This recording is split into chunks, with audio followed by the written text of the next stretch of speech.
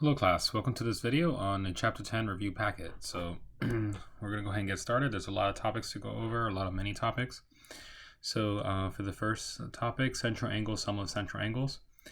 So find the value of x. So if you're looking at part A, remember that the angles in a circle add up to 360, right? So add to 360.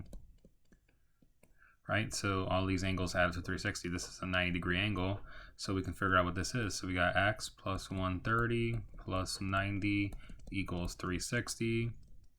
So then this is 220. Subtract that from 360. So you get 140 degrees. Okay, so x is equal to 140. All right, part B, same deal. So these add up to 360. So you got 165 plus 145. So you got 310. So subtract that from 360, and you get 50 degrees. All right, part C, same deal. So we got, this is a 90-degree angle. So you got 90, 40, 130. 130 plus 85 is 215. So x is equal to 360 minus 215. This can be 145 degrees. All right, so if I look at the next topic, major minor arcs and semicircle, it says GJ is the diameter of circle K. Identify each arc as a major arc, minor arc, or semicircle, then find its measure. So these are arcs. So these here. All right, so let's do the measure of GH. So GH, if this is 122 degrees, then GH is also 122. So this is 122 degrees. And so this is a this is a minor arc, since it is less than 180. And then we have GLH, which is this arc right here. So if I wanted to get this arc, well, and then I know this arc, well, the red and the green arc add up to 360. So I know that this is 360 minus 122, which is 238 degrees. All right, so this is a major arc.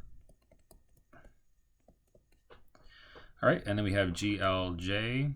GLJ, so that's this right here. Well, we know that this is a diameter, so GLJ must be a semicircle, right? So this is 180 degrees, and it's a semicircle. All right, so that takes care of that minor topic. So here's another mini topic, congruent arcs and arc addition. So find each measure and circle F. So we want AED.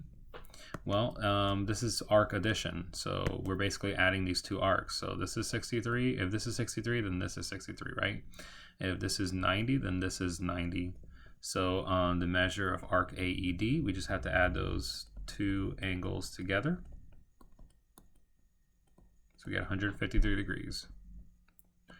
All right, so now we want to do measure of arc ADB. ADB, so that's ADB, so that's this arc right here. Well, we already know that this is 153 degrees because we just found it. So we just have to figure out the other angle. Okay, well, if you think about it, since this is a diameter, this purple part is actually 180 degrees, right? And so in order to get the red part, we have to do the purple part, or the red. In order to get this, this red, we would have to take 63 and add 180 to it. Okay, so 63 plus 180 degrees is going to give me the red part, ADB. Okay, so 63. So let me use your color code here. 63 plus the 180 equals 243 degrees. All right, so next topic is inscribed angles. So let's find each measure. So an inscribed angle is when you have an angle that is on the circle, and you have the lines that make up the angle are chords. Okay, and a chord is when you have a line segment from one end of the circle on the circle to the other end. So both endpoints are on the circle. So in this case, we have that's an inscribed angle. So angle P here is an inscribed angle. Angle N is an inscribed angle because you have a chord here. This is on the circle.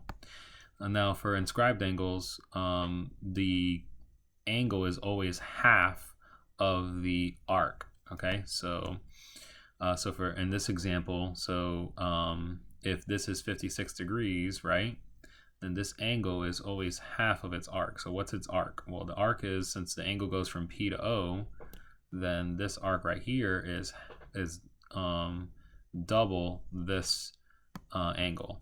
Okay, and then similarly for this angle P, it goes from between P and N, or M and N, and so this arc right here that makes up this angle, basically you can think of the angle as gobbling up that angle or gobbling up that part of the circle, but it's between M and N. Well, that arc is double the angle, so that means the angle has to be half of the 70. So in this case, 1/2 of 70 is 35 degrees. And then for the PO, this is for measure of arc PO, so this is actually different, right? This is the arc. Well, if the so if I go opposite, then the arc has to be double. So it's going to be 2 times 56. So it's going to be 112 degrees. So hopefully that makes sense. So it's always a half double relationship there. Here's some more, a couple more examples for that. A few more actually. So measure of arc CF. So CF is this arc right here. Okay, so we got this arc is CF. But what makes up that arc? Well, that makes up, it's this angle makes up that arc, right? And so this angle has to be half of the arc. In other words, the arc has to be double the angle. So it's got to be 2 times 40. So this is 80 degrees. And then for the 98 degrees, well, if you look, I want angle C, right? So if I want angle C, well, that's this angle right here. And what's the angle that makes that up? Well, what's the arc that makes that up? Well, the intercepted arc for that angle is this here, right? And so if that's 98 degrees, then this angle C has to be half of that. Okay, so it's going to be 49 degrees. Hopefully that makes sense.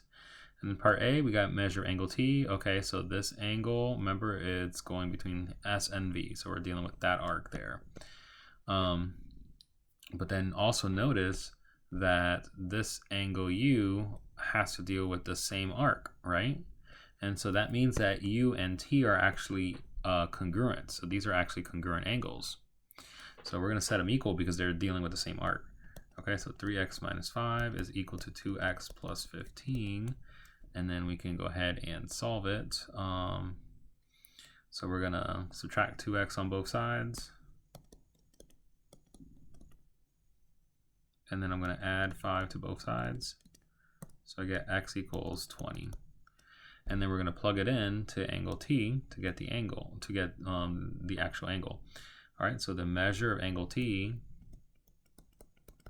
is 3 times 20 minus 5 is 55 degrees. And then part B is if angle S is equal to 3x, okay, so now we're dealing with angle S. So we're talking about this angle here is equal to 3x. And angle V is equal to x plus 16. Find the measure of angle S. Well, if you notice, if you look at angle S, well, it makes up the arc for that is this from T to U, right? That's the arc for that. And then the arc for V, well, is also the same arc, U, T, U, right? This yellow arc. So those are actually also congruent as well. So these are congruent, interestingly enough. And so we get that 3x is equal to x plus 16. And in fact, these angles here are congruent because they're vertical. So in fact, what we've shown is that these two triangles are actually similar, interestingly enough, and we can potentially show that they're congruent as well. But that's another story. Let's go ahead and solve for x here.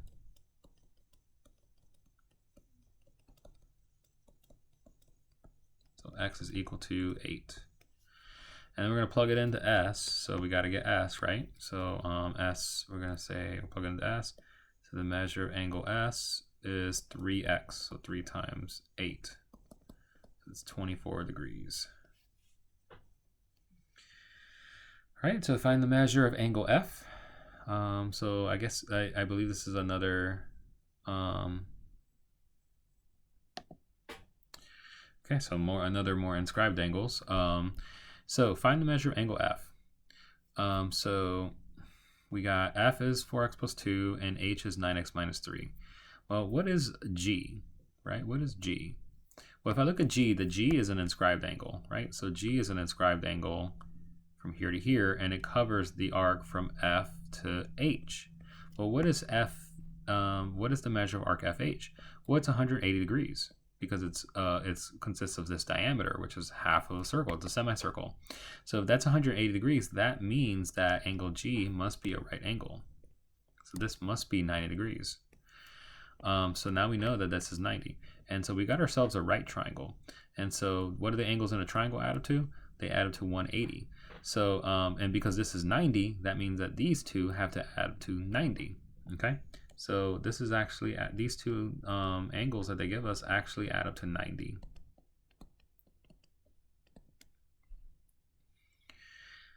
All right, so in this case, set them up to 90, and then we get 13x plus 2 minus 3 is -1, combining our like terms.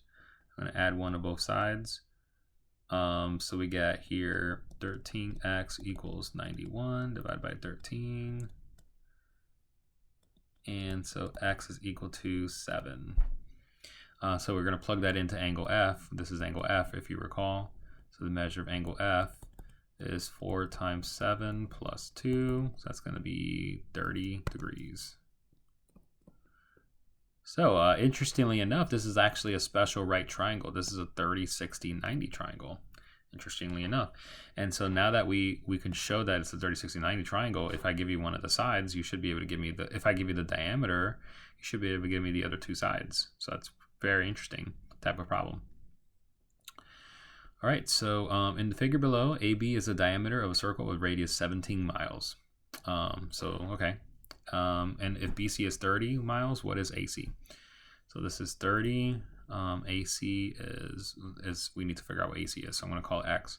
And then the radius is 17. So that means that this has to be 34, right? So if the radius is 17, the diameter must be 2 times 17. Okay, and then recall that this is actually a right angle because this is 180 degrees and this is an inscribed angle for that, right? Which is going from A to B, the intercepted arc. All right, so that's a right angle. So therefore this is the right triangle, so we can use Pythagorean theorem. So we're gonna use Pythagorean theorem.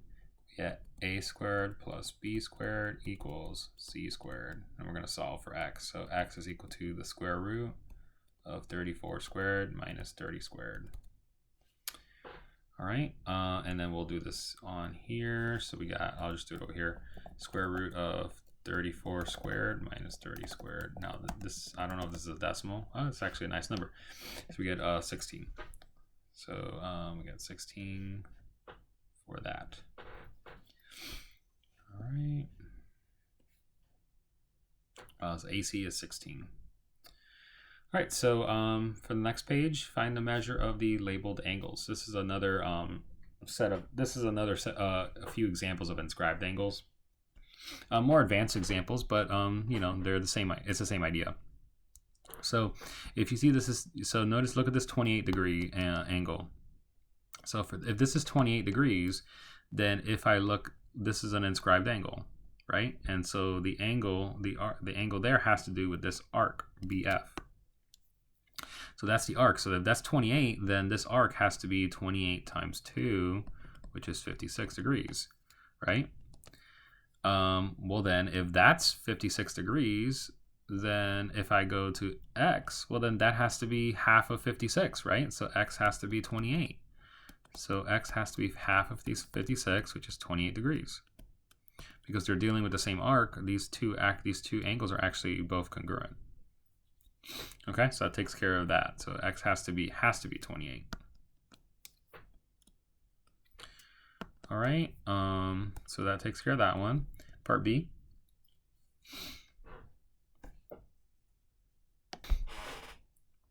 Okay, so this one, part B, actually, for some reason doesn't belong in it kind of does belong in inscribed angles, but it's a more advanced example because we haven't actually done an example so far in this video. We haven't done an example where it's on the outside.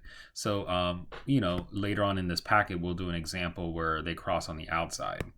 However, this does involve inscribed angles. So let me quickly go over this because we will be doing this eventually in the packet anyways, in the video. So if you have two secants that cross on the outside, and I want to figure out what this angle is, to figure out that angle, and we talked about this in class, you have to take these two arcs and you have to subtract them and then divide by 2. All right, so it's x equals a minus b divided by 2. So that's how you get the angle on the outside. Well, here they give you the angle on the outside already, right? So that's like our x, okay? So, and then the arcs that we're looking for are these two arcs, okay? So this is like my a and my b. So this is like my x, right?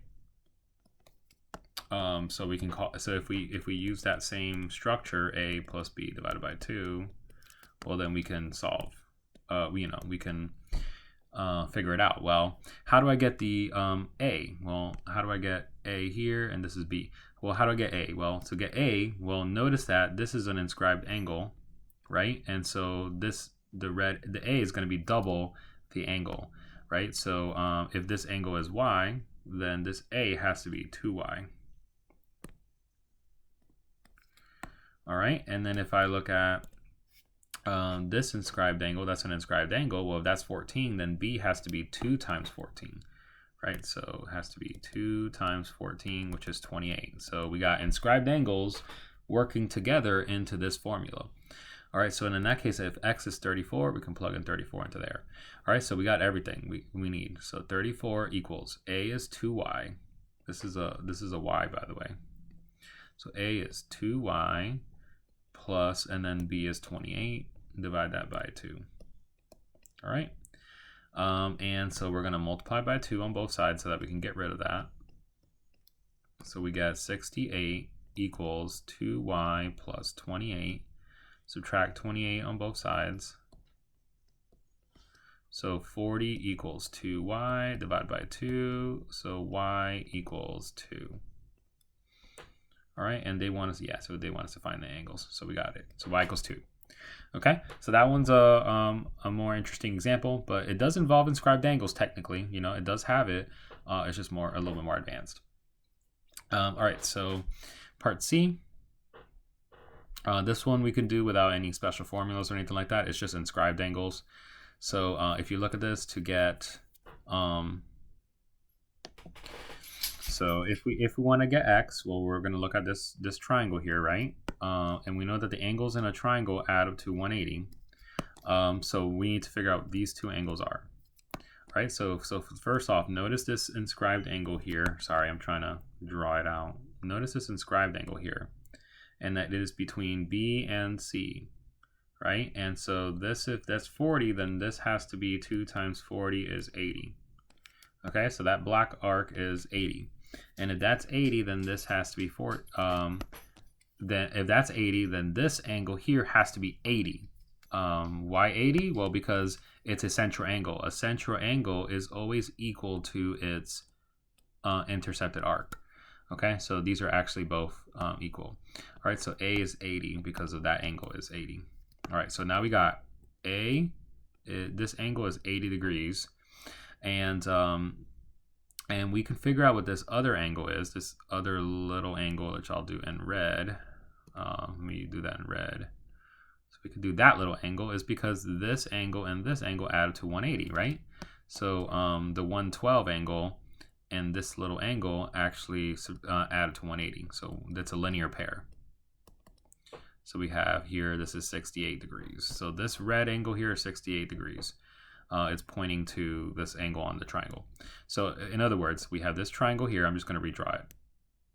Where this is x, and this red angle is 68, and then this black angle is 80.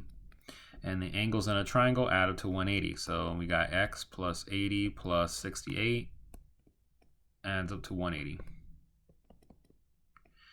All right, so we got, this is 148, if I add that. So 180 minus 148 is 32 degrees. So x is equal to 32. All right, so that takes care of that. So that's how we get x there. D. So for this one,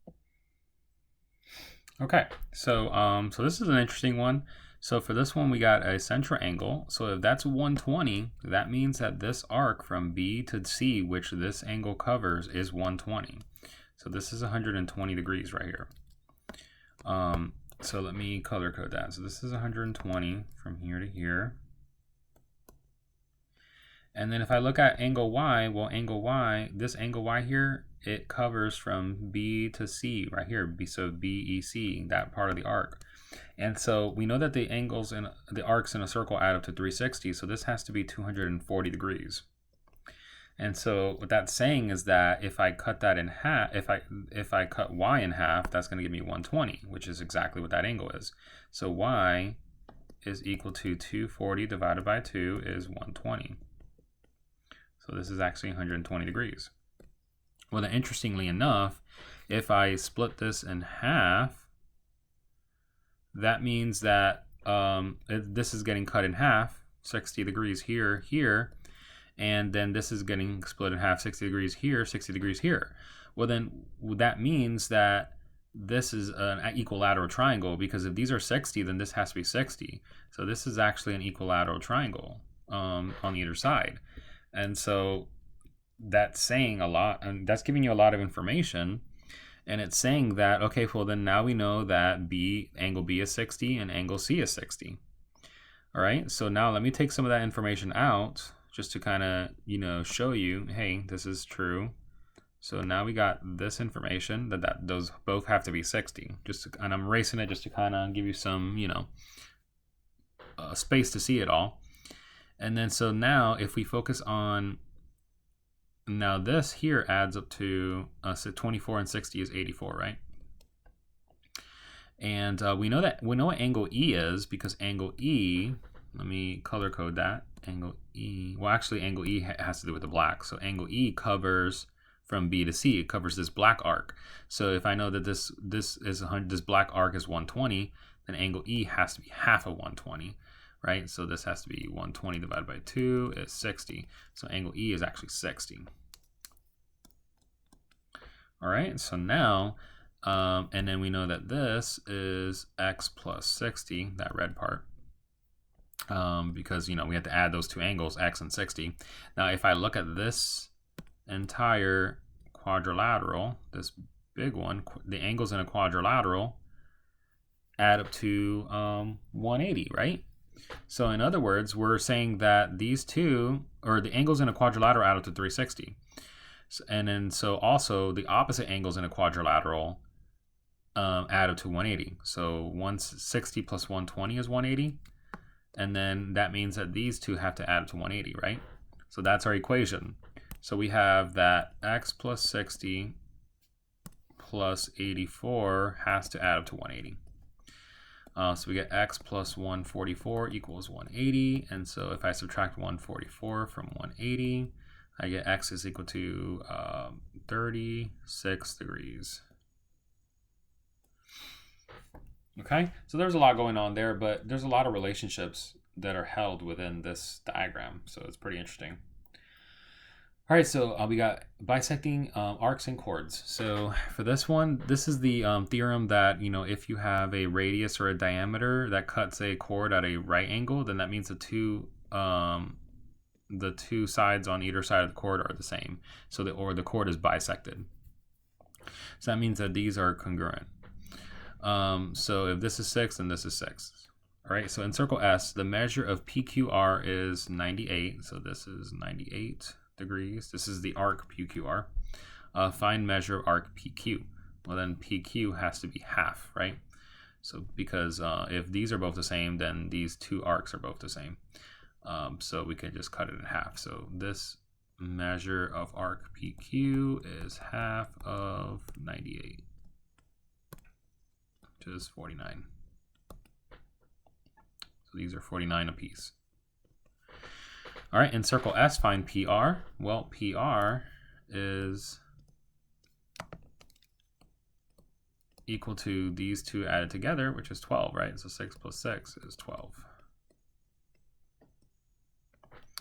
All right, so that's pretty straightforward for that. Bisecting angles, arcs, and chords. So now we're looking at equidistant chords. So chords that are the same distance from the center. So notice that. So the theorem is that if I have two chords that are the same distance from each other. So here's my circle. I have two chords, and if they're the same distance from each other, the same right angle distance, then that means the two chords must be congruent. All right.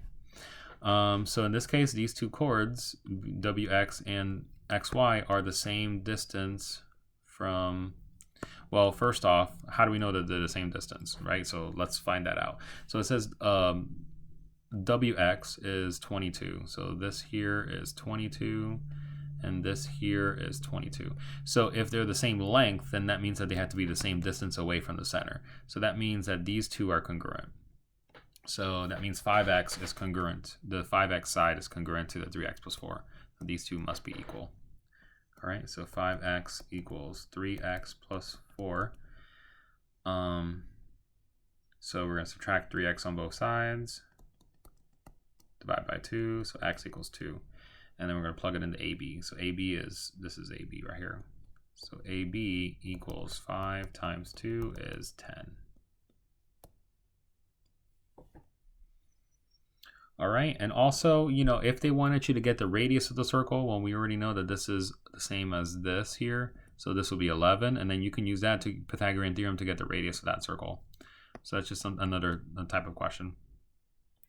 Number 2, in circle H, PQ equals 3x minus 4. PQ, this is 3x minus 4. And then this is 14. And these are the same distance, so these have to be congruent. So then those are congruent. That means the two chords must be congruent. So we're going to say set them equal. 3x minus 4 equals 14. So 3x equals 18. So x equals 6. All right, and we just want to find x.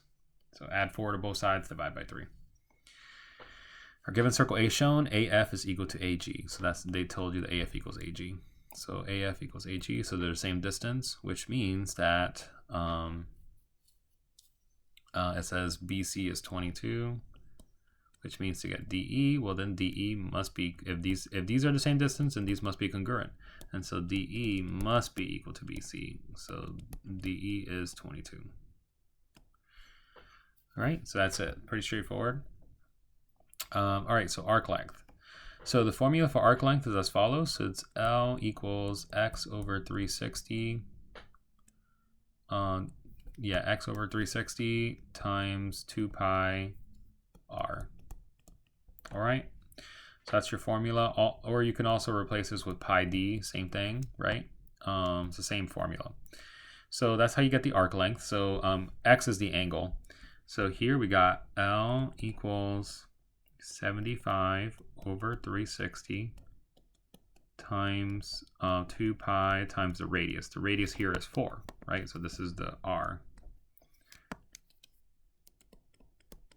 All right, and then so we get, turns into 8 pi. So we got 8 pi here. And we're going to reduce this fraction. We can divide this by 5. we can also do, let's take a look, and if we did 360 divided by 25, what's that? No, we could do 360 divided by 5, and that's 72. So we can divide these by 5, and then we say 75 divided by 5 is 15. Can we divide them by 15? So we can divide this by 15. Can we divide 360 by 15? And the answer is yes. So we're going to divide them both by 15. So let's divide both of them by 15. So 75 divided by 15, as we said earlier, was 5. 360 divided by 15 is 24. So we have 5 24ths times 8 pi. Okay, and I showed you with the calculator that that's the case. So let me rewrite this as 8 pi. And then notice that 8 and 24. What do 8 and 24 have in common? Well, 8 and 24 have 4 in common. So I'm going to divide them by 4. I can only do this with top number and a bottom number. Okay, I can't do this with two numbers on the top. I can only do this with one number on the top, one number on the denominator. So in this case, 8 divided by 4 turns into 2, and then 24 divided by 4 turns into 6. Oh, actually, we can divide by 8, right? So instead of 4, I just thought of that. So 8 divided by 8 is 1. So let's do that instead. Let's make it easier. And then 24 divided by 8 is 3. Okay, so we get 5/3 times 1 pi. So that's it. And we could just multiply them on top. 5 times 1 pi divided by 3. So there's your arc length. And then we're going to round that to the nearest hundredth. So that's the exact answer, by the way. So 5.2 would be the pi, would be what it's equal to, about 5.2. Okay, so just practice reducing your fractions and all that. That's the main part of this lesson. All right, so we got L equals 130 divided by 360. The angle here is 130. Here it says find the arc length of zy. So we also have to keep that in mind. Zy, that's zy. If they wanted the arc length of, for example, wy, like this arc, then we would have to do 130 minus 180 is 50, and then use 50 here. So be very careful on what arc they're asking you to find. All right. But here it's just self-explanatory. It's just, zy is that. It's just a more obvious one. Times 2 pi times the radius. The radius, what's the radius? Well, this is the diameter, right? And so the radius is 5, half of 10. So we got 2 pi times 5. So what number can go into 130 and 360?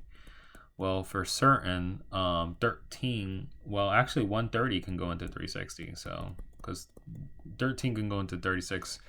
Well, no, actually it can't. So we can, let's do, I know 10 for sure can go into it.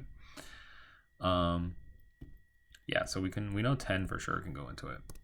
And so we get 13 over 36. Can 13 go into 36? It shouldn't be able to. And that's what I erroneously thought at first. I thought maybe 13 can go into it, but it cannot. So so that's the simplified fraction for that. But then don't be careful, because you have the 10 pi here. So we got 2 pi times 5. Well, that's 10 pi, right? So we got a number on top here, and we got a number on bottom. And notice that 2 goes into both 36 and 10. So we're going to divide that further. 10 divided by 2 is 5. And then 36 divided by 2 is 18. And we got 5 pi here. And then we're going to multiply 13 times 5 pi. So that's 45 pi over 18. Okay, and then we're going to convert this to a decimal. Oops. So let's deal with that. So we got 45 times pi divided by 18. So this is about 7.9. We're going to bump it up. Okay, and that's your arc length for that circle. 7.9 centimeters for there. And then this is in inches, 5.2 inches. All right, here we go. So we got convert degrees to radians. Convert each degree measure to radians. All right, so remember that 180 degrees is equivalent to pi radians. Okay, so there's 2 pi radians in a circle, 360 degrees in a circle, 180 degrees in a half circle, and pi radians in a half circle. So here we're going to just convert. So to do that, so remember degrees is, we want to cancel out degrees, so degrees has to go on the bottom. So we have to have 180 on the bottom and radians on top, so pi has to be on top. And so now notice that degrees cancel, leaving us with rads. So we got 290 pi over 180. We need to reduce this fraction. So divide this by 10, divide this by 10, and we get 29 pi over 18. And I don't think anything can go into that, so we're good. All right, and that's in radians. Okay, 345 degrees, so let's do that. We got degrees needs to be on the bottom to cancel out with degrees on top here. So then you're going to always use this conversion factor. So 180 pi radians. So we get 345 pi over 180, and then we need to reduce this fraction. So divide this by 45, divide this by 45. How do I know it goes into it? Just with practice, you'll start to see it. I believe, well, actually it may be. Let's see. Oh no, it doesn't go into it. So let's try 360. 345 goes into 360, but not 345. So we can divide by 5 for sure, and then we can divide by 15. So let's divide by 15. So let's do that instead. So 15. And then you can say 345 divided by 15 is 23, and then 180 divided by 15 is 12.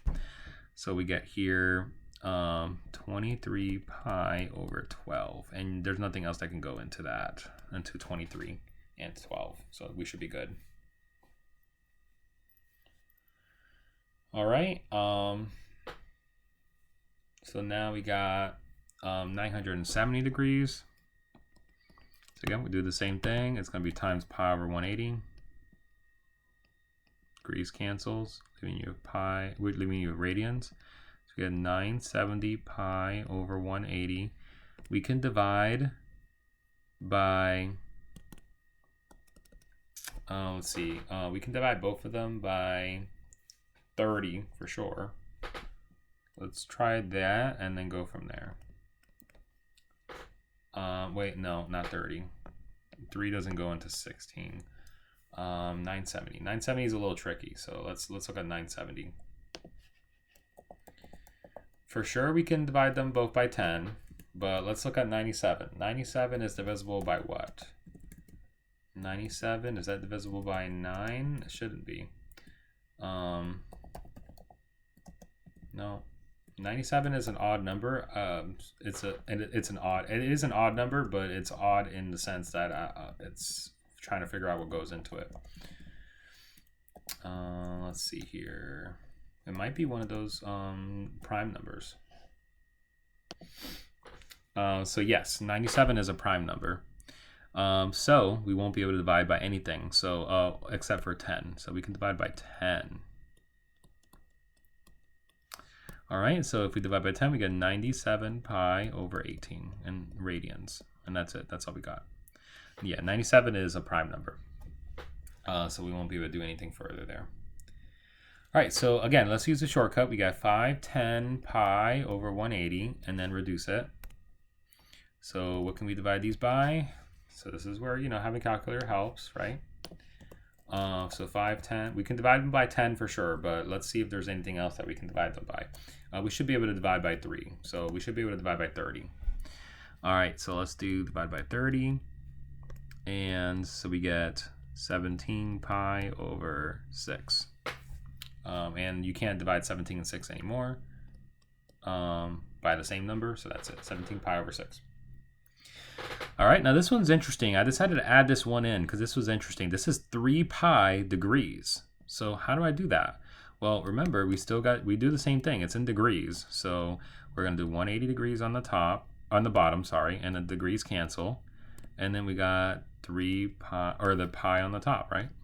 So pi radians.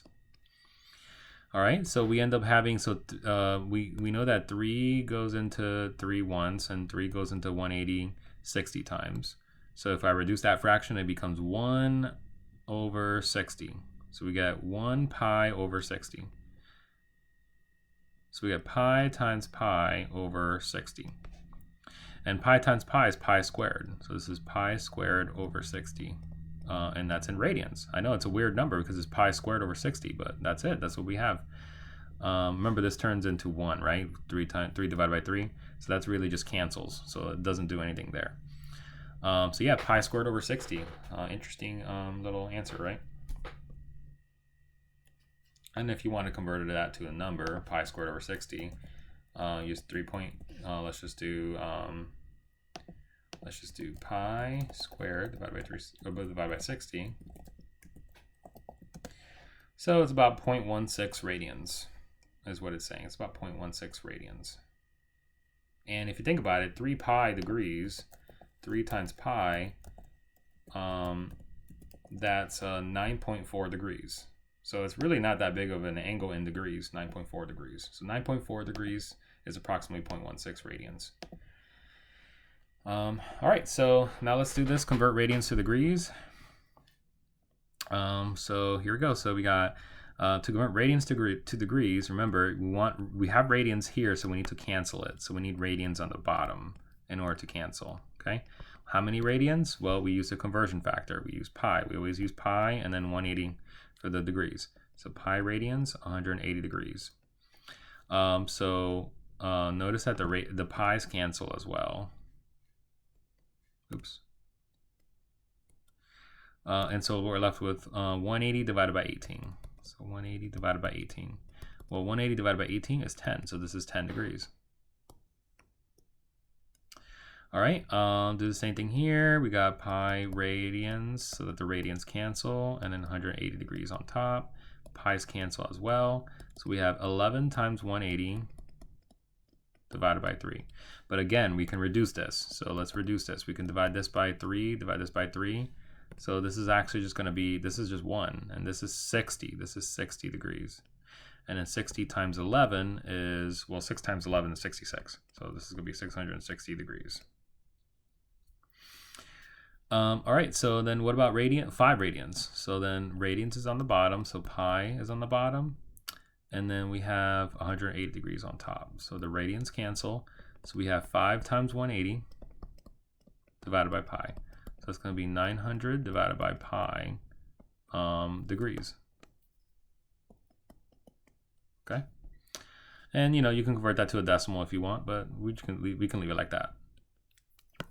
3 radians. Well, actually, let's go ahead and convert it. We don't have to, but let's do it just because I'm curious. It's about 286.5 degrees. 286.5 degrees. All right, now 3 radians is so the 180 over pi radians. The radians cancel, so we get 3 times 180 over pi. 3 times 180 is 540. We got 540 divided by pi, and that's in degrees. Let's figure out what that is. Let's do it over here. 540 divided by pi is 171.9 degrees. Okay, so that's degrees radians conversion and radians degrees conversion. So here's the next topic, if you will. Tangents and radii. So now we're dealing with tangent lines, and then eventually we'll be dealing with secants.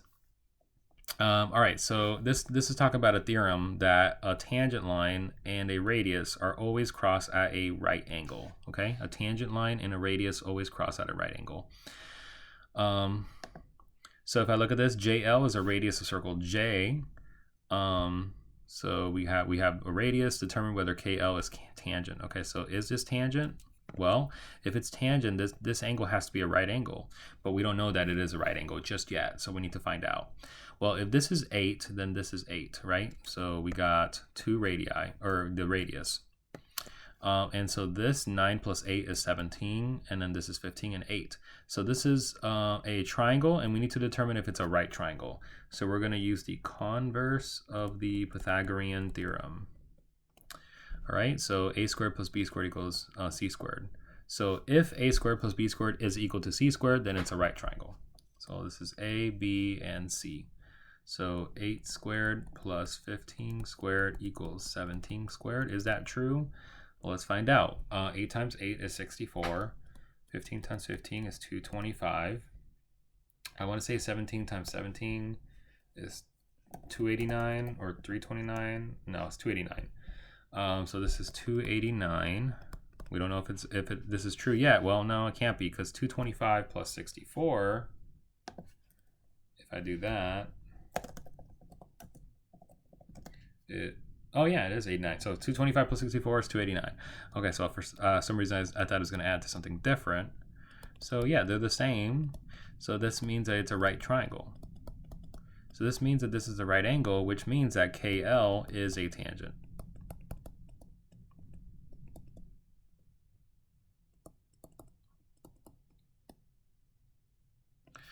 Okay, so again, this theorem that the tangent line and the right angle have to meet at a right angle. The radius and the tangent line have to meet at a right angle, and then we're just proving that it's a right angle to prove that that's a tangent. All right, so JL, so now the part B, JL is tangent, though this time we know it's tangent. Find the value of x. So I think we did one similar to this before, so I'm gonna this is similar to what we did on the notes. In fact, it might be the same example, but I'm not entirely sure. So find the value of x. So we need to figure out what this is, right? Or we know that this is a right angle, so we can use the Pythagorean theorem. So we got x squared plus b squared. This is c right here. C is x plus 8 here. So x squared plus a squared plus b squared equals c squared. And then we can use this to solve for x. So remember, x plus 8 squared is the same thing as x plus 8 times x plus 8. And then we can FOIL. So we can do x times x is x squared. X times 8 is 8x. 8 times x is 8x. And then 8 times 8 is 64. So we could just use that to help us. And then 12 times 12 is 144. All right, 8 plus 8, that's going to be 16x. And then notice that these x squareds cancel. All right. So we get 144 equals 16x plus 64. So now we can solve. Subtract 64 on both sides to get, that's going to be 80. So let me just do my work here. 80 is equal to, oops, wrong color. So 80 equals 16x divided by 16. And then 16 goes into 80 5 times. Okay, so that takes care of that one. We did one very similar to on the notes. So it's like almost the exact type of problem, but not the numbers are a little different. All right, so part C, find the value of x. Assume that segments that appear to be tangent are tangent. All right, so again, same idea. The radius and the tangent have to be a right angle. So this is a right angle here. This is a right angle here. So we got to use Pythagorean theorem. So x squared plus 14 squared equals 17 squared. So x is equal to the square root of 17 squared minus 14 squared. Just move the 14 squared over, take the square root. That is what we're doing. The square root of 17 squared minus 14 squared that's not a nice number. So let's do 17 squared minus 14 squared on the calculator, and we get 93. Okay, so this is the square root of 93. And we can't break that down any further. Like we could do 93 divided by 3. 93 divided by 3 is 31. But there's not really anything else we could do to simplify this radical. So we're just going to leave it like that. Okay. And then we can write that as a decimal, of course. That's about 9.6. So approximately 9.6. So that's the exact answer. That's the rounded answer. Okay. So for this one, again, do the same thing. PT, Pythagorean theorem. If this is x and this is x right here, because they're both radii. So we got x squared. This is 2 plus x right here. X squared plus 4 squared equals 2 plus, or x plus 2 squared. Now I think this one we did. We might have done this one in our notes. So this might be the exact same problem that we did in our notes. And 4 times 4 is 16. This is the same thing as x plus 2 times x plus 2. Again, FOIL, x times x times 2, 2 times x, and then 2 times 2. So we got x squared plus 16. This adds up to 4. The x squareds cancel, which makes the problem a lot nicer. I'm going to subtract 4 on both sides. Divide by 4, x is equal to 3. Okay, I believe we did that exact same problem in our notes. All right, so now we're looking at the hat rule. I believe so. I believe we had a problem similar to this, if not exact, on the notes. So we got two tangent lines. If two tangent lines meet at a point outside the circle, the two tangents must be congruent. Okay, that's what the hat rule says. So we got two tangents that meet on the outside of the circle at the same point, then these two are congruent. All right, so we got x plus 15 has to be equal to 2x minus 5. So subtract x on both sides, add 5 to both sides, and I get 20 is equal to x. All right, part B, find the value of x. Assume the segments that appear to be tangent are tangent. So then we can assume that these are tangents. So then these have to be congruent. These have to be congruent. So it's just a matter of solving the algebra. So subtract 8, divide by 3, x is equal to 6. All right, so the same thing here, same type of problem. Subtract 2x, subtract 6. You get 3 is equal to x. All right, circumscribe polygons and the hat rule. So that's this next part. So here you have multiple hats. If you notice, you have a tangent here, that's a hat. You got a hat here, you got a hat here. So we can use the hat rule multiple times. So these are congruent because these are two tangents. These are two tangents, so these are congruent. These are congruent, and these are congruent. So we got, this is 3, that's x, this is x, that's x, this is x, this is 3, this is 3. And we want to find, it says if the perimeter is 18 though, find x. So the perimeters, when you add up all the sides, right? So we're going to add up all the sides here. We got 3 plus x. We're going to add up all this stuff. 3 plus x, x plus x, x plus 3, 3 plus 3. Okay, so 3 plus x plus x plus x plus x plus 3 plus 3 plus 3 plus 1, 2, 3. That's it. That should be it. And we know that the perimeter is 18, so we're going to plug that in here. All right, and then how many x's do we have? There's a lot of them. 1, 2, 3, 4, 4x. And then we got 3 plus 3 plus 3 plus 3. So that's 4, that's 4 3's. So that's going to be 12. 12 plus 4x. This is our equation we can solve. Subtract 12 on both sides.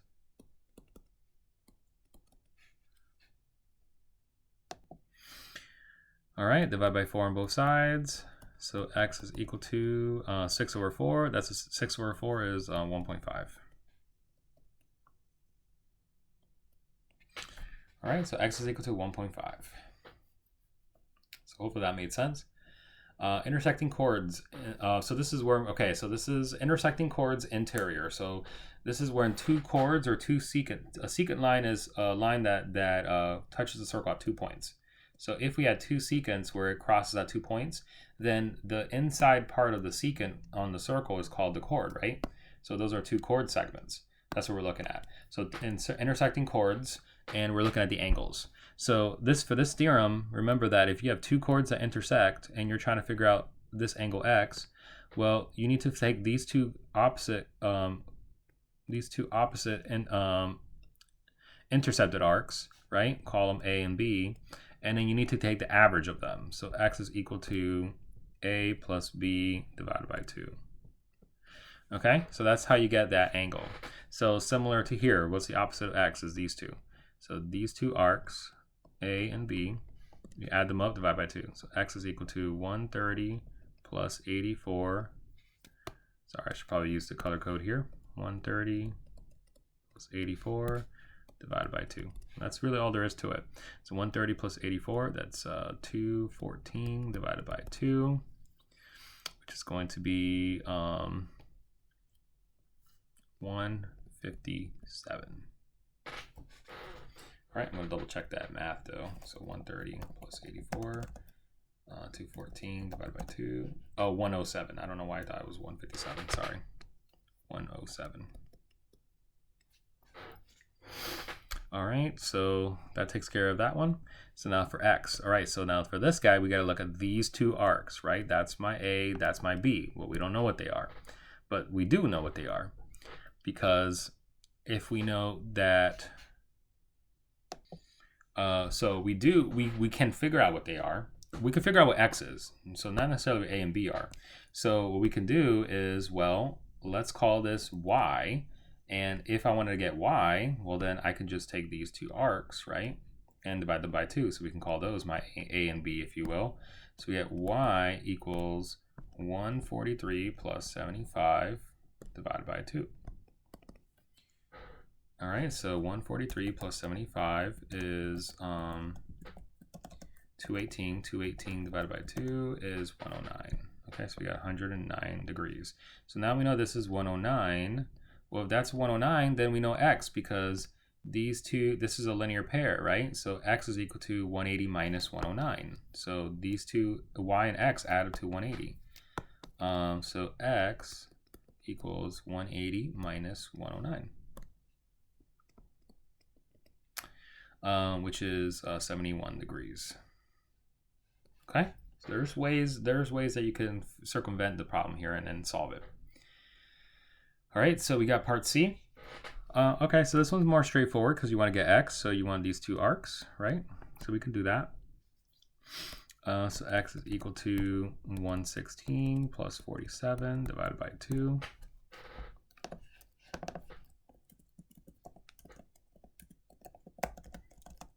(163 divided by 2), so 81.5. So 81.5 degrees.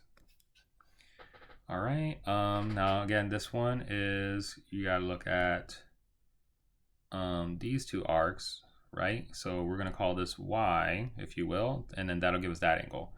So y equals 75 plus 55 divided by 2.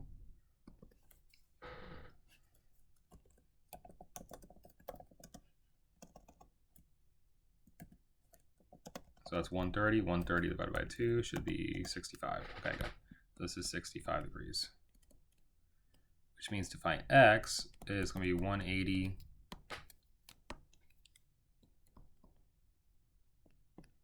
x is going to be 180 minus 65. So it's 115 degrees. All right, so that takes care of x and y. All right, we got intersecting, secant, and tangent lines. So now we got a secant line and a tangent line crossing. Okay, so now if this is 48, so the theorem states that if I have an intersecting secant and a tangent, and they cross at the same, they cross at the same point on the circle, the point of tangency, then this arc, whatever this arc is, let's call that arc A. Oops. Let's call that arc A. Then this angle here that forms between the tangent and the secant is half of the arc. It's A divided by 2. Okay, so if the arc is 100, then x is 50. So if the arc is 148, then x is half of 148, right? So x is half of 148. That's 74 degrees. And that's the measure of angle QPR. That's what we want in QPR. All right, we're gonna find measure of DEF. We gotta be careful with the wording here. So we want measure of. Oh, that's a typo. That should say DEC. Sorry, or no. It should say. Yeah, so it's a typo. It should say. Let's see, it should say CDF. Sorry, not DEF, CDF.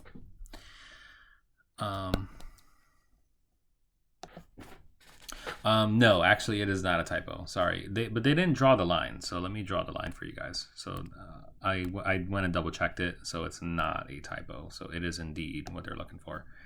So let me draw the line for you guys. So they want this angle. Okay, so that's the question mark. So we want to find that. But to find that, we need to use this orange angle. So if I look at this orange angle, notice that this orange angle is absorbing this red arc. So according to this theorem, that red arc is double the angle, or the angle is half of the arc, which means that the arc is double. So 2 times 64 is 128. Okay, so that red arc is 128. And now if this red arc is 128, then what is angle E? Well, angle E is an inscribed angle, right? So, and remember that for an inscribed angle, the arc is always double the angle. And so if I look at angle E, it's going to also be 64 degrees, right? So because it's going to be half of 128. So this here is equal to half of 128, which just gives me back to 64. Okay? So DEF is also going to be 64. All right, so yeah, it's tricky. Weird wording for that question. So intersecting tangents or secant tangent combo. So now this, you could have 2 tangents, or you can have a secant and a tangent, or anything like that, right? You can even have 2 secants. All right, so outside of the circle, and we're dealing with the angle. So for this theorem, it states that if you have any of those combinations where it crosses on the outside, you can have 2 secants, whatever, 2 secants, 2 tangents, all that stuff. So let me draw this better. So if you have, like, for example, 2 secants, 2 tangents, whatever, any of the combinations. So for example, you can have this, you can have 2 tangents, you can have, and you don't have to necessarily draw. This is just, as an aside, so you can see what I'm talking about. Anything like that. So secant and a tangent, 2 secants, 2 tangents, whatever. To figure out what the angle here is between the 2 lines that meet on the outside of the circle, you have to take the 2 arcs formed by those. So in this case, from here to here. In this second example, from the red and the green. And then here in this third example, this red here, this red here. Maybe I should make those 2 different colors. You can kind of see the idea. And then we'll make these 2 different colors. All right, so what you do is you take the arcs, so A, B, right? A, B, whatever you want to call them, A, B. You take those arcs. Actually, we should make the bigger one A, the smaller one B. So to get X, you take A minus B divided by 2. So if it meets on the outside, you have to subtract the 2 arcs formed by whatever is inside between the 2 lines. Okay, so that's what we're talking about. So for angle L, we need to do this arc here minus this arc here. So this arc that is green, well, this red arc is 102, then this green arc has to be 360 minus 102, right? Which is, because it makes 360, makes a full circle. So this is 258 degrees. So this green arc is 258. So if I want to get angle L, well, this is angle L is X here. So X is equal to 258 minus 102. That's green. This is supposed to be red. I didn't get a chance to color it. Divide that by 2.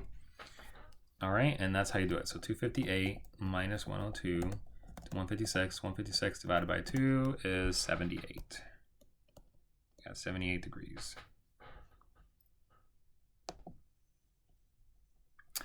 Okay, so we got here measure of arc CD. So arc CD, this is here. That's this arc right here. So we're actually looking for that. Okay, so we'll call this X, this arc CD, or actually we'll call this A, because if we use the same formula, right, where it's X equals A minus B over 2. So now this is X, right, in that formula. And then we got A is this outer arc, and then B, that's my B, that's 95. So we could plug that into the formula as well. Okay, so if I use that formula, x equals a minus b divided by 2, well, x is 56. A, we're trying to find, that's that red arc. Minus b is 95 divided by 2. All right, so we're just solving that equation. So we're going to multiply both sides by 2 to cancel. This turns into 112 equals a minus 95. Add 95 to both sides. So you can solve for a, which is both sides of 7. It's going to be 207 degrees. All right. I like to double check my work just to make sure I'm doing it right. 207. Okay. All right, so there we go. So that takes care of that one. Now, what happens if you have intersecting chords, and instead of looking at the angle, you're interested in the length? So if you have two intersecting chords and you're trying to figure out the length, well, it turns out that if this is A, B, C, D, something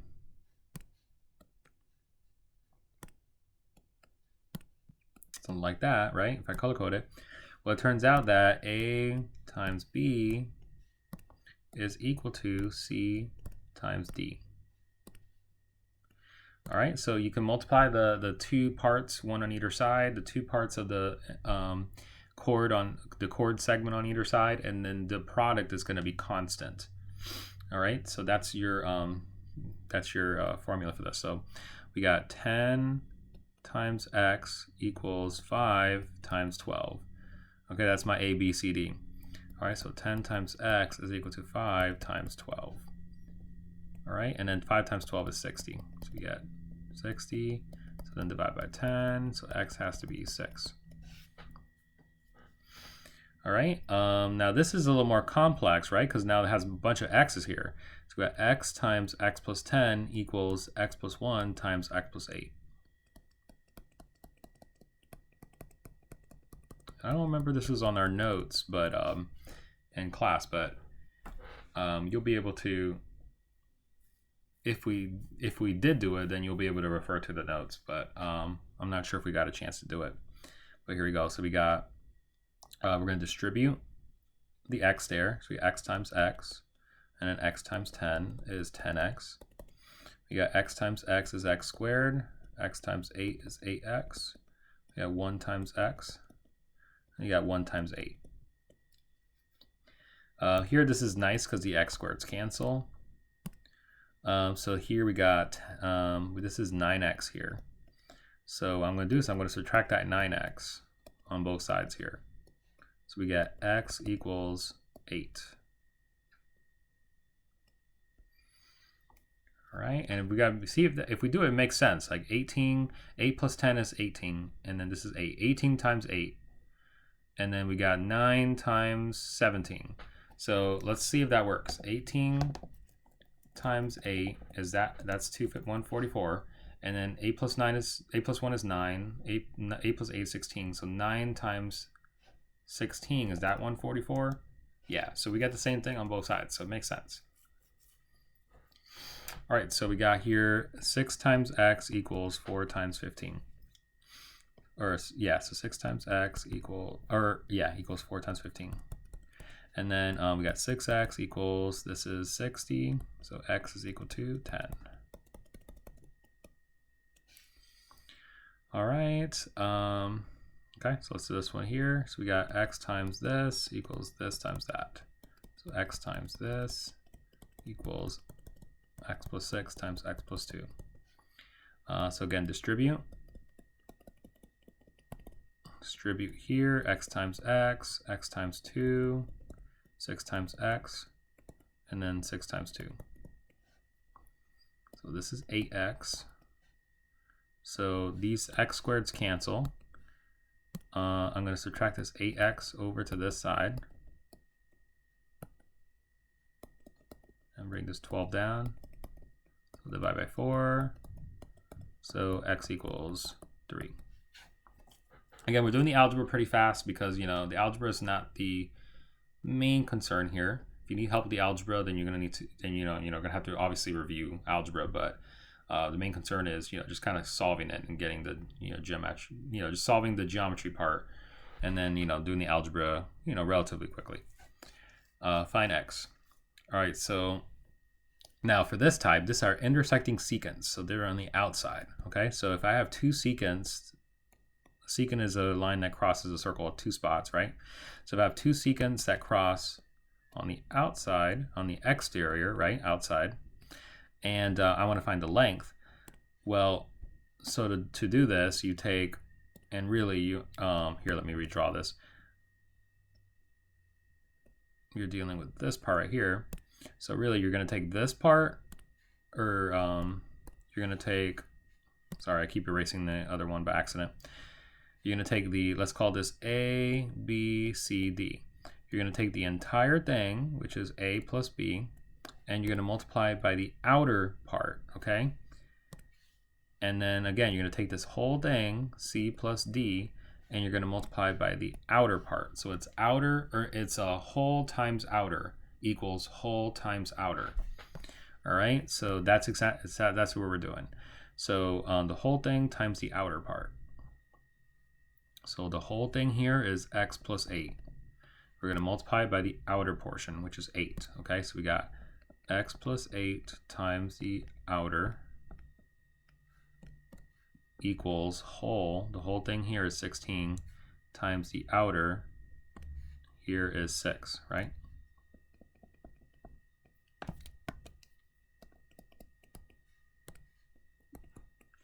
All right, and there's your equation. We're going to distribute.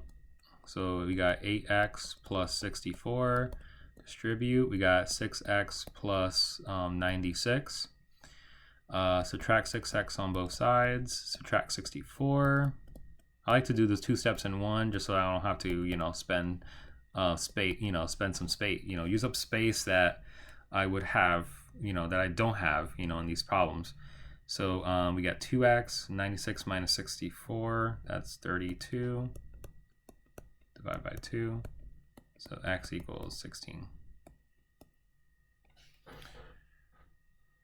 All right, so let's do this one again, outer times, or the whole thing times outer. So we got the whole thing times the outer part equals the whole thing, 4 plus 5 is 9, times the outer part. Sorry, I meant to use a different color so I don't confuse that. All right, so we got x plus 9 times the outer equals 9 times the outer. All right, so distribute. X times x is x squared, x times 9 is 9x, and then 9 times 4 is 36. Okay, so this is going to involve some algebra 1. I mean, obviously all of these involve algebra 1, but this is going to involve factoring. Okay, so something that you might not have done in a while. So if you have a quadratic equation, you can solve with the quadratic formula, or you can solve with factoring. So in order to solve by factoring, hopefully we can solve this by factoring. We should be able to. But you want to set one side equal to 0. So you're going to move this over to this side and set one side 0. That way 36 minus 36 is going to be 0. Okay, there you go. So one side is 0. Then you're going to try to factor. So I usually set up an x box. Here it's what I call an x box, an x table. You need two numbers that multiply to negative 36 but add up to positive 9. Okay, and so two numbers that multiply and that add. Okay, so multiply here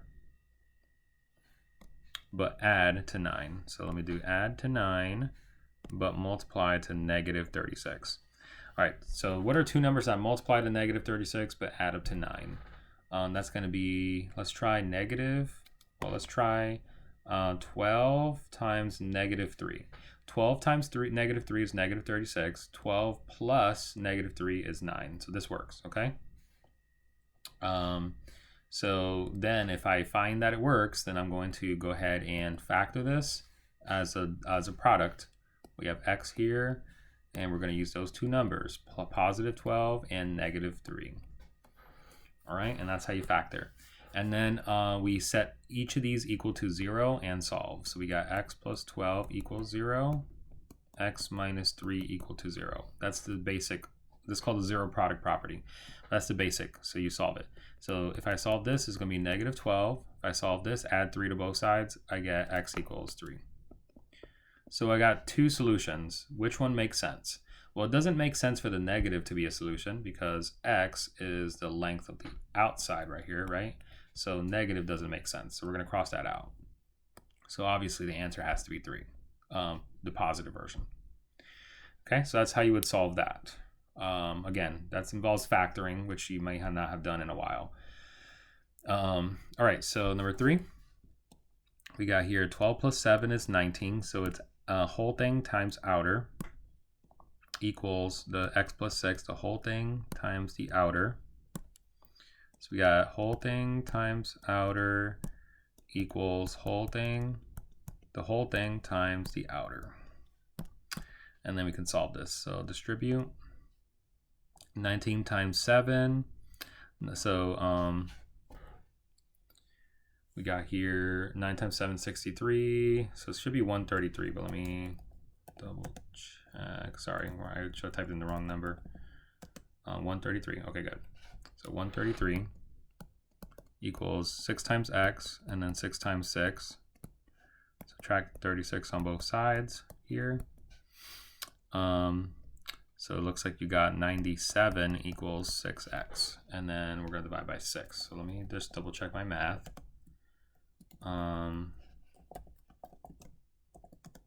So 16.2. So we're going to leave it as a decimal. So we're going to say x is equal to 97 divided by 6. All right.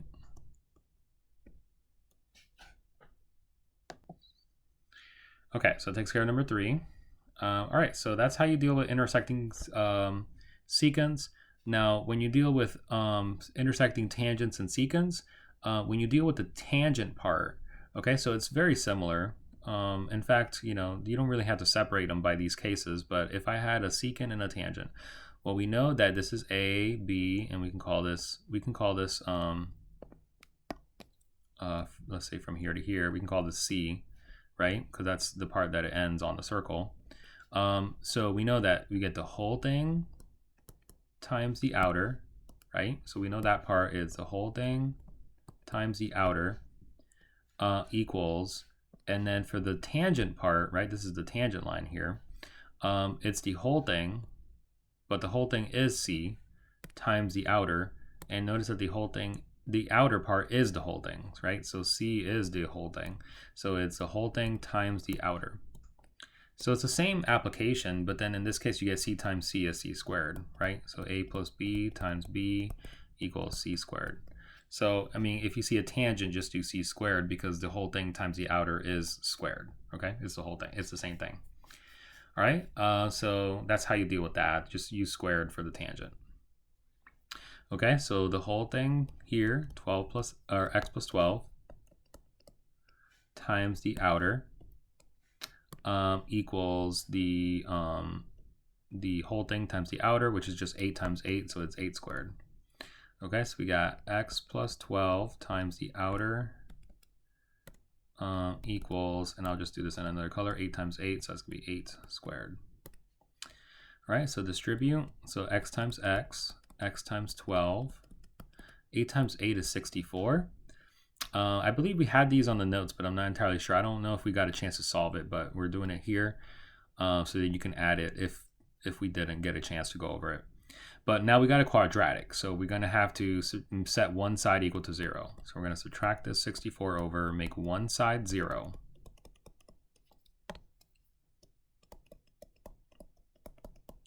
And then remember, we set up our x table. So we're going to have to set up our x table. The two numbers that multiply to negative 64, but add to positive 12. Okay, so we need two numbers that would do that. So let's see if that's possible. So 64 divided by 4 is 16. So there you go. We got our first choice. This actually does work. So we could do 16. Let me do those in purple. We got 16 and 4. One of those has to be negative. Well, it has to be this one. So 16 times 4, negative 4 is negative 64. 16 plus negative 4 is 12. So this does work out. So we are going to factor this in that case. So this factors into, and I'm running out of room here, so let me just do this over here. So we got x plus 16. We're using those two numbers now.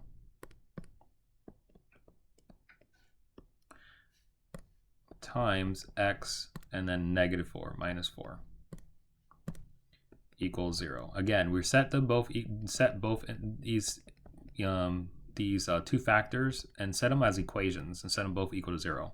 So then this first part is negative 16.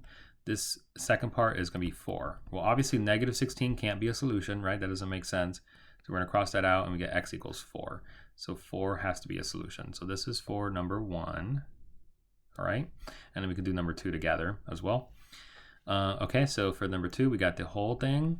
The whole thing is x plus 4. So it's 2x plus 4 times the outer is x equals the outer times whole, which is going to be 10 times 10 or 10 squared. So we get the whole thing times the outer equals the whole thing squared. So basically distribute. So 2x times x, and then x times 4 is 4x, and then this is 100. 10 times 10 is 100. So again, this is quadratic. So we're going to basically move the 100 over, right? Like we did before. And I'm going to move this over here because we might need it for later. We got 2x squared plus 4x minus 100 equal to 0. So I'm going to divide everything by 2 just because I want it to be as simple as possible. There you go. And that looks a lot simpler. So now we're going to set up an x table. So we need two numbers that multiply to negative 50. Add to negative 2. Okay, so let's see. Are there any numbers that work for that? Let's see. 50 divided by 2 is 25. No. 50 divided by 5. So it's 10 and 5. That would be no.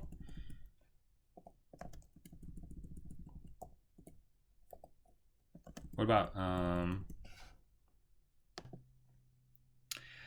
okay, so there are no numbers that work here. There are no numbers. It does not work. So this is actually a prime polynomial.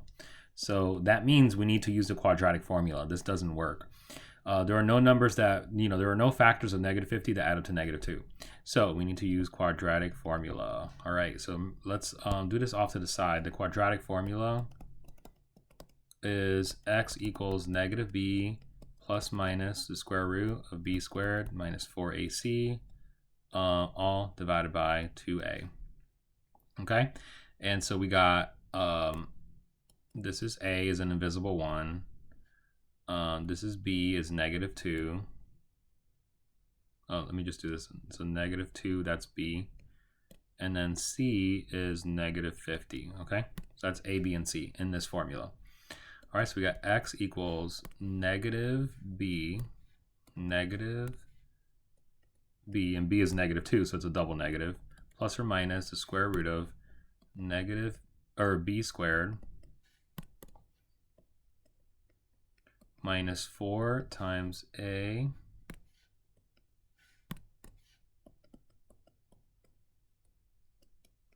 times c, and c is negative 50 over 2 times a, and a is just 1. Okay, so that's everything plugged into the quadratic formula. You may not have used that in a while, but it exists and it's there. So this double negative turns into plus. So essentially we have is 2 plus or minus square root. 2 times 2 is 4. Negative 4 times negative 50 is positive 200. 2 times 1 is 2. So we got 2 plus or minus square root of 204 divided by 2. All right, so we're going to do 2 plus the square root of 204 divided by 2.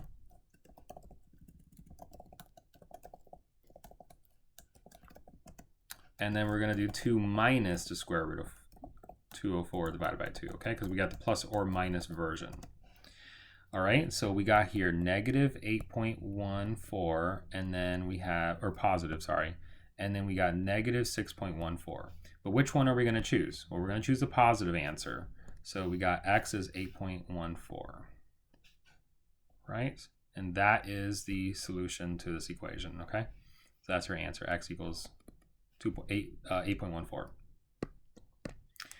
All right, so that was a more advanced type of problem right there, just involving quadratic formula. All right, here we go. So now we're going to do the equations of circles. So write the equation of each circle. All right, so the equation, remember the standard form of a circle is x minus h squared plus y minus k squared equals r squared.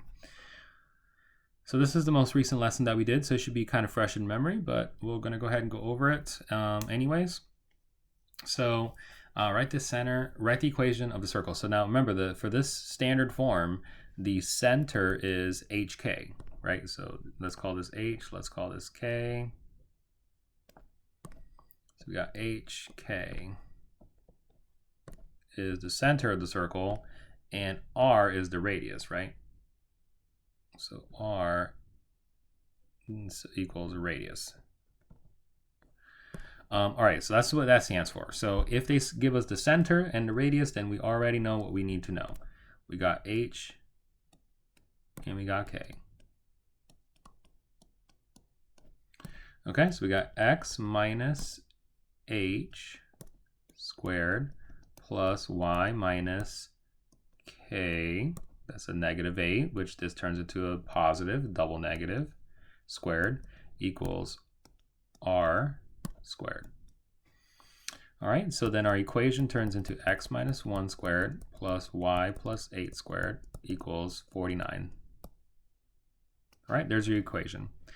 Now we're going to do the equation for the circle graphed on the right. So we just have to identify what the center and the, well, we have the center here. The center is 0, 4, and we have the radius. The radius from here to here, from 7 to 4 is 3. That's my radius. And we have our center. So we have our h and our k. So we can write down the equations. We got x minus h squared plus y minus k squared equals r squared. All right, so x minus 0 is just x, so it's just x squared. And then 3 times 3 is 9. Okay, so there's the equation of that circle in that form. Now here is the center at the origin with the radius of square root of 10. Well, the origin is 0, 0, right? So it's x minus 0 squared, y minus 0 squared equals r squared. So it's x squared plus y squared. Now, what's the square root of 10 squared? Well, the square root of 10 squared, these cancel. The square root and the square cancel. So it leaves you with 10. So it's simple as that. All right, and we got the center at 4, negative 1. So again, h, k, and then we got a diameter. So that means they're here that the radius is half of the diameter. So radius is 4. So you got to be careful with that. So we have here x minus h squared plus y minus k squared equals radius squared. All right, so we got x minus 4 squared plus, this turns into a plus, equals 16. All right, that takes care of that. You can take those questions pretty quickly. Write the equation of each circle. So this time you're given the center. So we got hk, and we're given a point that it passes through. So this is actually xy. So let me color code that. That's x, that's y. So that's different, okay? We don't know what the radius is. So we're gonna plug this into the equation of a circle and then find the radius. All right, so we got x minus h squared plus y minus k squared equals radius squared.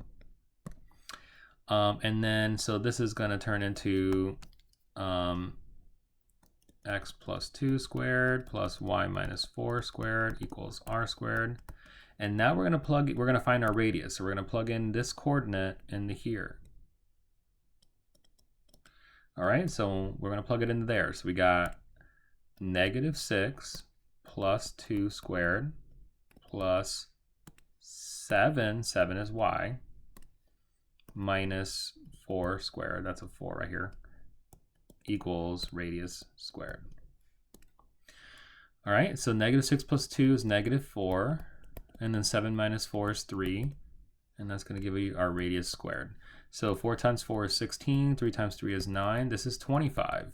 So my radius squared is 25.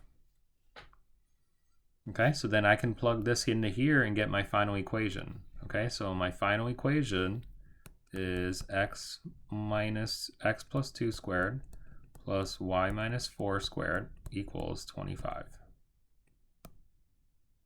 That's my final equation. Just replacing that r squared with the 25.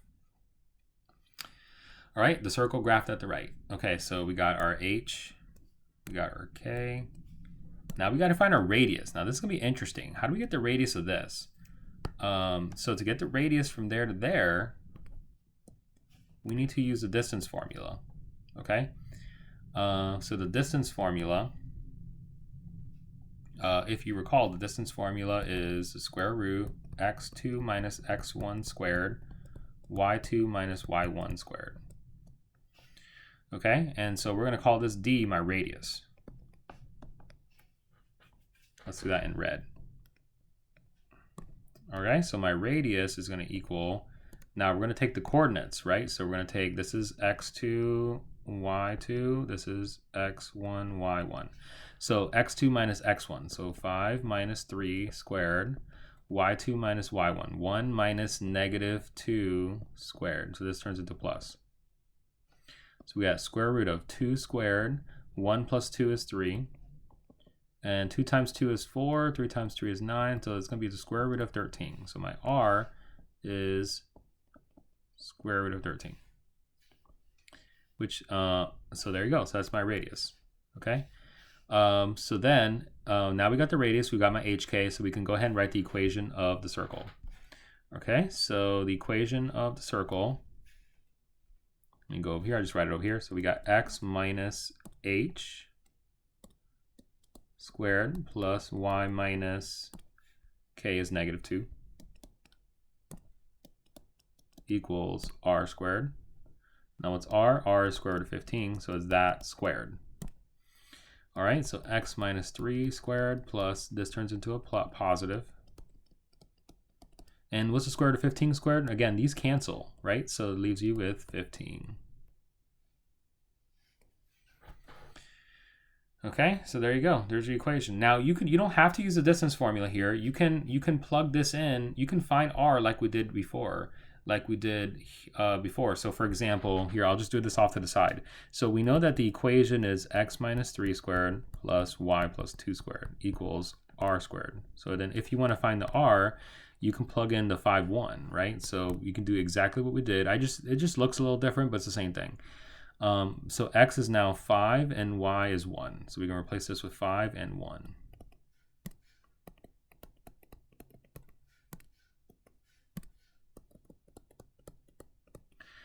We get 2 squared plus 3 squared equals r squared. And then so 2 squared, 4 plus 9 is 13. So you see we get the same, oh, I put 15. It should be 13 there.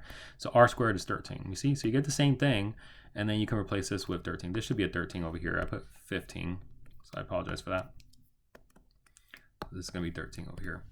So you get the same answer regardless of what method you choose, but you know, just choose the method that works for you and get the answer. All right, the center at 5, 4 passes through -3, 4. So this is what we were doing before. So we got x minus 5 squared. This is my h, this is my k. So I'm going to assume you know how to do that by now. We've done it a few times already. Now we're going to plug in these coordinates, all right? So we get 3 minus 5 squared, this is yellow, plus 4 minus 4 squared equals r squared. This is yellow. This is just 0.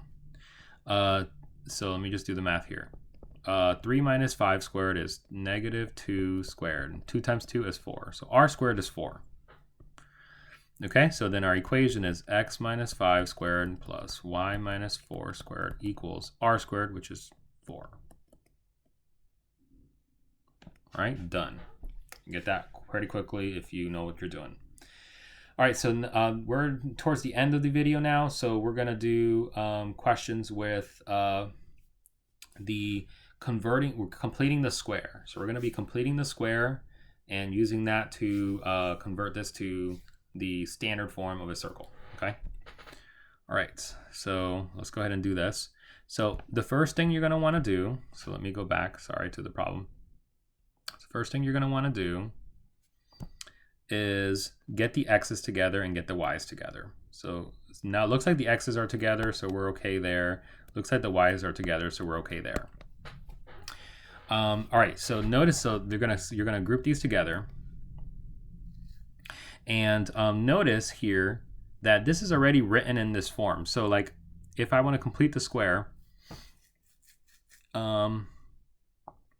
so for example, if I look at the x squared minus plus 4x plus 4, let me just do this off to the side. X squared plus 4x plus 4. If I just look at that, is this a perfect square? Well, normally to complete the square, right? If I asked you to complete the square, CTS, complete the square, and I ask for what the blank is going to be, well, you would take the middle number and you divide it by 2 and you square it, right? So you take the middle number, divide it by 2, and you square it. So let me write this a little bit better. And that would give you this blank, okay? Well, that blank is 4, because 4 divided by 2 is 2, and 2 to the second power is 4. So that's what you get when you complete the square. Now let's look at this part. So y squared minus 6y plus 9. So y squared minus 6y plus 9. Well, let's do that as a blank. So what is that blank going to be if I ask you to complete the square? Well, you take the middle number here, divide by 2, and you square it. So that's how you get that. So if I divide it by 2, I get negative 3. Negative 3 squared is 9. So this is actually going to be plus 9. Now notice that, so that's how you complete the square. But notice that these are the same numbers that you get over here, right? So do I really need to complete the square? The answer is no, because it's already completed for us. So then the next thing you're going to need to do is basically take the x squared plus 4x plus 4, and you're going to need to convert it to parentheses squared, right? A binomial squared. So you need to factor it. So this is going to be x, this is going to be y. Well, the easiest way to do it is you take the middle number and divide by 2. So 4 divided by 2, and that gives you that number. You take the middle number here, negative 6 divided by 2, and that's how you get that. So that's how you get the question marks here.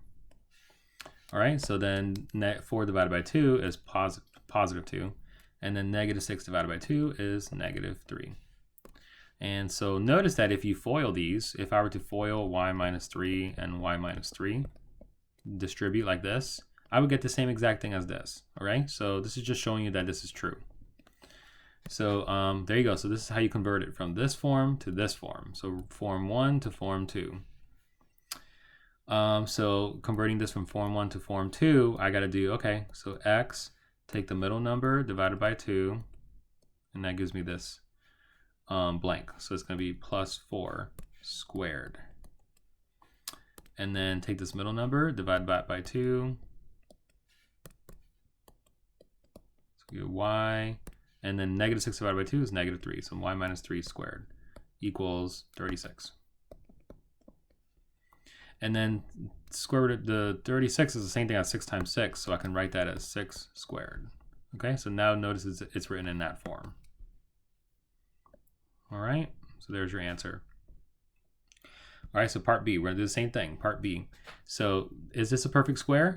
Let's test this out. X squared minus 10x blank. So take this middle number, divided by 2, and square it. So that divided by 2 is 5. 5 squared is 5 times 5 is 25. All right, so that's what I would get if I complete the square. Yes, that's the same thing. So this is a perfect square. And then let's see if this is a perfect square. So we got y squared plus 14, was it 14y? Yeah, 14y plus blank. So then what's the question mark? Take this middle number, divided by 2, and square it. So 7 squared is 49. Is that the same thing that we get here? Yes. So that means these are perfect squares. So then we're going to go from representation 1 to representation 2. You take the middle number and divide it by 2 and you square it. Okay, so let's do that. This is representation number 1. So now let's take it to representation number 2.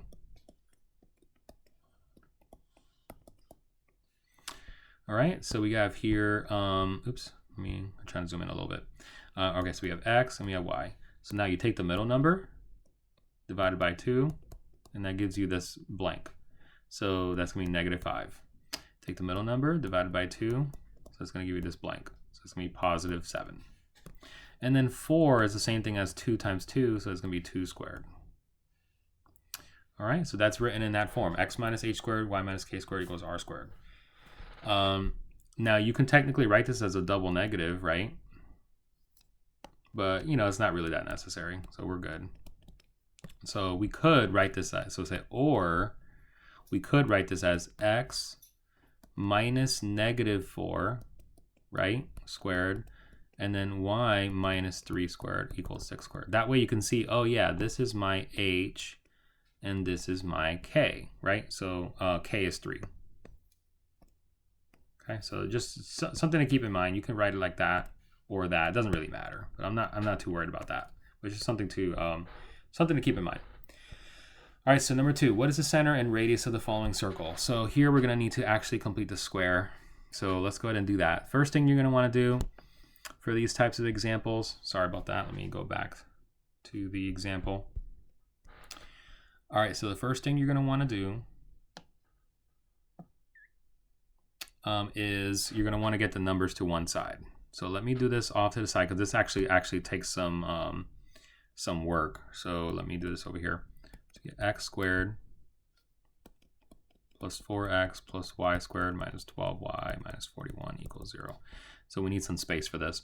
So you're going to want to move the constants over to the other side. So move the 41 over to the other side and then get the x's together. So we got these x's together. Kind of group them together and group these y's together. And then complete the square. So you're going to complete the square now. CTS, complete the square. So how do we get the question mark? Remember, take the middle number divided by 2 and square it. So 2 squared is 4. So this is going to be +4. And then do the same thing here. -12 divided by 2 squared. So -2 divided by 2 is 6, and -6, and then -6 squared is 36. So it's going to be +36. Whatever you add to one side, you need to make sure you do to the other side. So we actually need to add these all up. Okay, so if I add those all up, I get 41, 45, that should be 81. All right, now we're going to go from representation 1 to representation 2 now that we completed the square. We got x here, we got y. So now we're going to fill in the blank here. So remember, it's the middle number divided by 2. We get that. So that's +2. Middle number divided by 2. All right, so there you go. That's in standard form. So what's the center of the circle? The center of the circle is, remember, you can rewrite this plus as a double negative, right? So I'm going to rewrite this plus as a double negative. So you can remember, oh yeah, h is -2. And then this is just minus +6. So the k is actually just 6. Okay, so h is -2 and k is 6.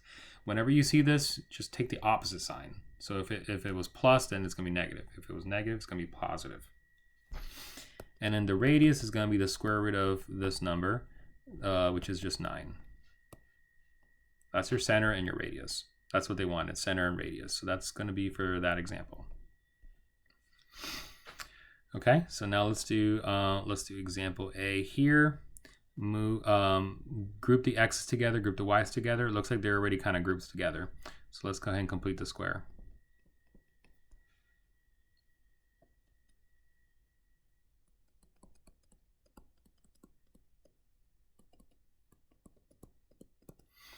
All right, complete this, fill in the blank here. So take this middle number, divide by 2, and then square it.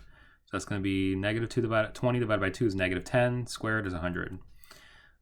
6 divided by 2 squared, that's 9. So then make sure you add it to the other side here. All right, so now you're going to go from representation 1 to representation 2. Okay, so let me just do that over here since I'm running out of room. Add this up. 109 plus 135 is 144. We got x, we got y. All right, let's fill in the blank. Take the middle number, -20, divided by 2 to get that. Take the middle number 6 divided by 2 to get that. So that's positive 6. Okay, this is already in standard form. So we get the center is 10. You take the opposite sign. Negative 6, you take the opposite sign. And then the radius is the square root of 144, which is 12. Okay, there's your answer. Hopefully this is starting to make sense. As you practice it, it'll make more and more sense. All right, so here we go. So we're going to group the x's together, group the y's together. Let's complete the square. This one's a very weird because you're going to have some fractions here.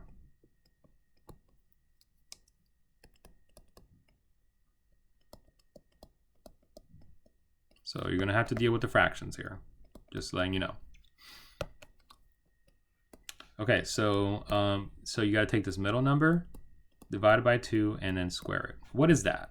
Well, this is just a fraction. So negative 3 squared is 9, and then 2 squared is 4. So this is actually 9/4. Okay, so that's a fraction, 9/4. Leave it as a fraction. Take this middle number, divide it by 2, and then square it. So 5 times 5 is 25. So this is 25/4. So whatever you do on one side, do it on the other side. Okay, so this is the more, a lot of students find the fractions difficult. I mean, I just find them more a nuisance than anything sometimes, but it is what it is. I don't find them scary. They're just more of a nuisance. All right, so now we're going to take this and we're going to convert it from representation 1 to representation 2. So this is going to be x, y. All right, so let's fill in the blank. Take the middle number, divided by 2. Well, that's just a fraction. So that's just going to be negative 3 over 2. Take the middle number, divided by 2. Well, that's just a fraction. So just leave it like that. All right. So there you go. So that takes care of the second form. And then we got to add these up. So let's add these up. So we got 19 over 2 plus 9/4 plus 25/4. Well, we got to have a common denominator. So let's multiply this by 2, top and bottom. That's going to turn into 38/4. So 38/4 plus 9/4 plus 25/4. Now we can combine the numerators. So 38 plus 9 is 47. 47 plus 25 is 71. So it'd be 71/4. So let me just double check that real quick. It might be 81, but let's double check. 38 plus 9. Oh, it's 72. Okay, so 72/4. Okay, and can we divide 72 by 4? I don't know. Let's see. 72 divided by 4 is 18. So this is actually 18. Okay, so we actually get a nice number from that. That's good. All right, so that's what we have. And so for my, let me give myself more room here. Okay, so then my center is 3/2, 5/2. My radius is the square root of 18, which if I break apart, 9 and 2 is the same thing as 3 square root of 2. So that's my radius, that's my center. Okay. All right, guys, that's going to do it for this video and for the packet and for the Chapter 10 review. I hope you learned a lot from this video, and hopefully it was a good review. As usual, I'll see you in the next one.